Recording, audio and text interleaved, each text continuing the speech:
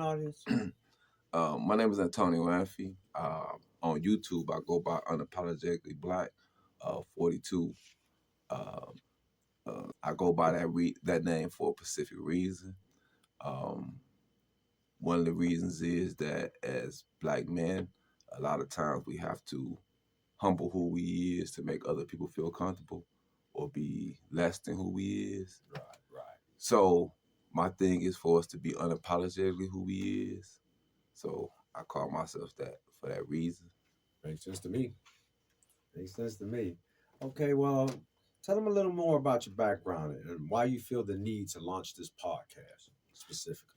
I think the reason why I feel the need to launch this podcast is because of my background. I feel like I am the real authentic African American story in the inner city, right? How so? My father was murdered when I was 8, which is a common concept, a situation created in our community, right? Right. Uh, I was labeled as dyslexic when I was in the first or second grade, right? There was no specialties done or nothing done to specifically deal uh, with that learning, what they considered a learning disability, Right. but just was a difference in learning. Right. Uh, Instead of cope with that, the system just washed me away. Like, oh, this person unlearnable. Let's just give them a learning. Let's just try to put them in uh, Put a label on you. LD. If he don't want to go in, if their parents don't let him go in LD, then we let him just suffer with what he going through, and we make no accommodations. You know, Right. And that so happens more often than not in our education. to school to prison pipeline. In Maryland, Mississippi, police routinely arrest and transport youth to juvenile detention centers. Minor classroom misbehaviors in Jefferson Parish in LA, according to a U.S. Department of Justice complaint. Schools officials have given armed police unfettered authorities to stop, frisk, detain, question, search, arrest school children on and off school grounds in Birmingham, Alabama. Police officers are permanently stationed in nearly every high school. In fact, hundreds of school districts across the country employ discipline policies that push students out of the classroom and into the criminal justice system at alerting rates. System. And I realized it immediately when I went to MATC because I said I had dyslexia and they automatically set aside certain times and things to deal with or cope with my dyslexia. So I said, they knew this in the second grade. None of this was ever done. Right. And so me still having a affinity to learn because my mother was so into education, right? So I persist to educate myself, even though when I was incarcerated. So another reason for me this platform is because my case is a form of showing that black men don't have a right to defend their family or themselves. Okay. So you have that, which I will further later explain. Uh, so we have the criminal system, which is basically the 13th Amendment reapplied. I've been through that system, recattle slave, and I say that because I've been to CCA, a private prison. Right. So all everything that America has thrown at us as black people, I've have to suffer and go through. And I had to learn from those experiences. Okay. All right. That's an amazing story. That is an amazing story. A lot of people don't know, and very few people hear about the changes, the mental struggles, and the emotional struggles, and the educational struggles that a lot of us go through. Because a lot of times we've been made to feel ashamed to talk about them. Whereas you not only have embraced them, but you've grown from them. and that is an amazing thing in and of itself. So I think that's my hats off to you. I want to and do also add that because black men, it's my case is an example that black men don't have second chances. And I say that because I was released on parole March 8th, 2008. I've been revocated 4 times on parole. I don't have one criminal charge. I don't have a criminal arrest. Yet you've been revocated And multiple times reincarcerated. and reincarcerated, which actually hindered the growth of the business that the people are going to be made aware of that you It had had started right after you were released from being incarcerated. not only hindered, it has actually caused the loss of various businesses. Wow. It has actually caused loss of various businesses. And it had not only have it have also the system is created so it also has restraints on it that while you through that system that prevents your growth, built-in mechanisms. This the officer right here. They telling me it's a violation of my parole to make money. It was when we last checked. It was on. They telling me it's a violation of my parole to make money. For me to sell laundry detergent, dishwashing liquid, something. You're twisting it. Listen, listen, I'm not twisting it. For me to sell, I have an LLC, I have a corporation, I pay taxes on this business. Here. For me to sell this stuff. I'll leave my card, and then you got your permits today, and I'll leave No, my card for you. I don't, but I'm gonna go talk to the alderman about this. I'm gonna talk to the Milwaukee alderman about this tomorrow morning. Okay. I'm gonna go talk to the alderman.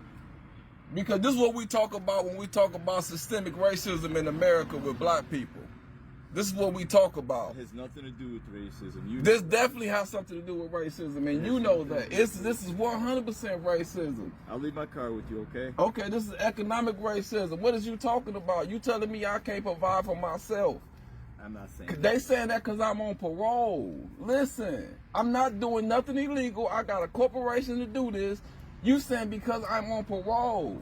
No, I said it's a condition of your parole. Right, this is something some racist white people telling the black man he can't make money. It's not racist. That is racist white people. Racist white people is telling this black man he can't make money.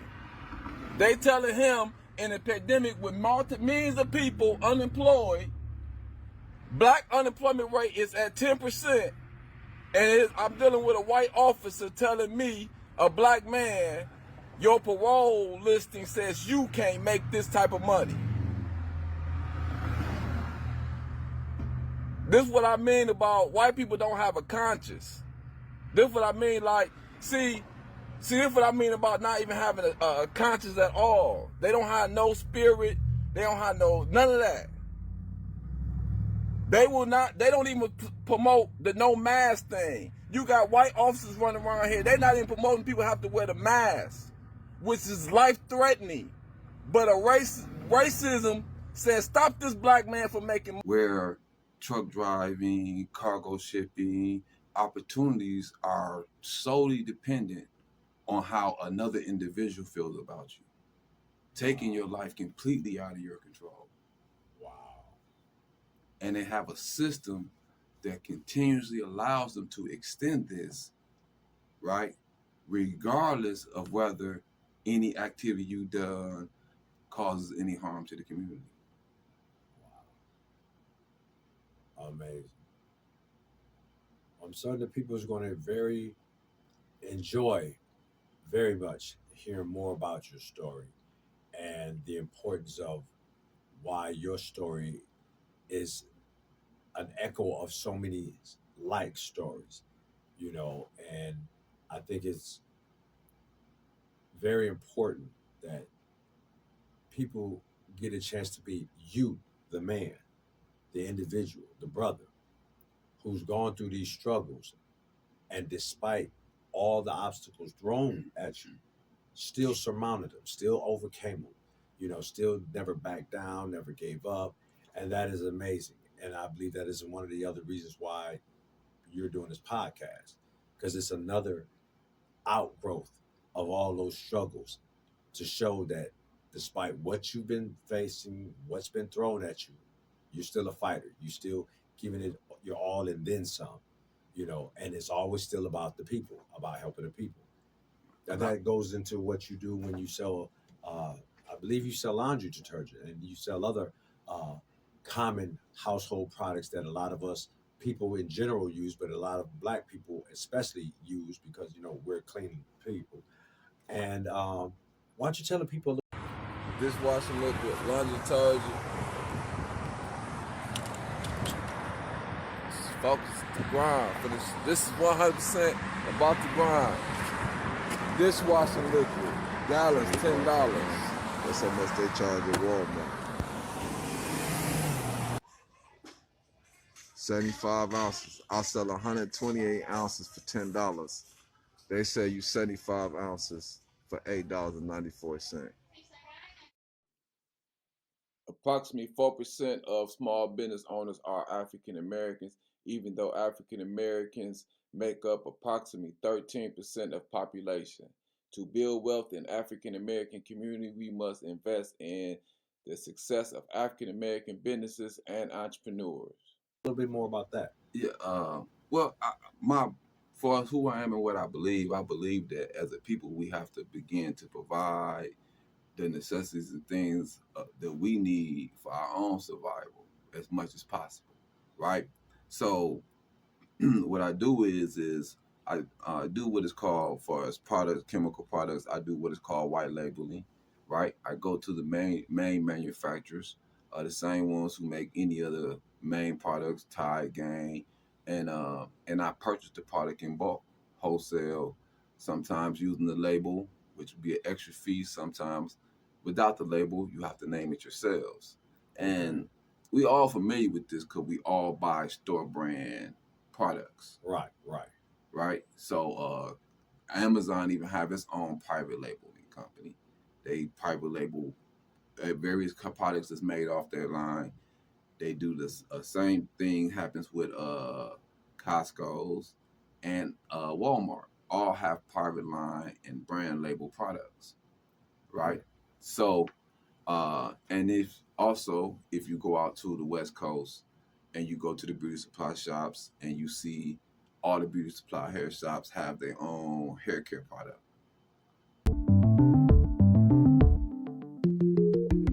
A private label is the same thing as a store brand. Essentially, a retailer will find a manufacturer to make an affordable version of a branded product. The retailer has its own branding put on the blank white label, then sells it for an average of 25 to 40% less than the national brand name product, and sometimes way cheaper. The history of private label in the US anyway is very much a perception of low price and at best acceptable quality.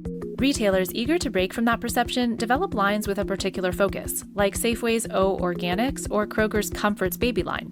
Others put most of their products under store brands like Walmart's Great Value, Equate, and Sam's Choice, or Costco's Kirkland Signature.